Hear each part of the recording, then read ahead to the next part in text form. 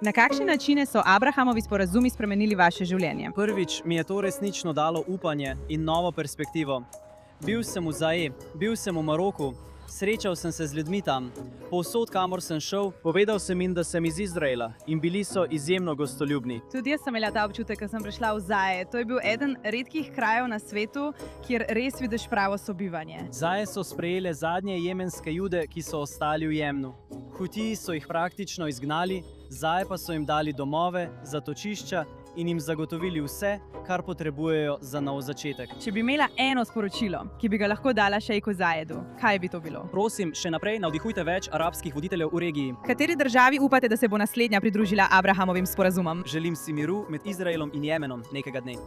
Prihajam iz jemenske judovske družine.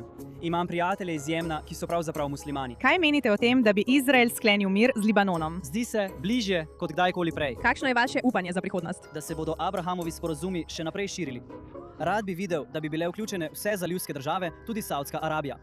Mislim, da so Abrahamovi sporazumi res dokazali, da gre za več kot le turizem. Gre za več kot samo posel. Izrael je poslal baterije sistema železna kupola v Zaje in dejansko branil Zaje pred balističnimi raketami, ki jih je izstrelil IRGC. Veš, to je povsem nov regionalni red. Adi, bilo mi je veliko veselje, da sem te spoznala. Hvala. Najlepša Cenimo. hvala za ta intervju.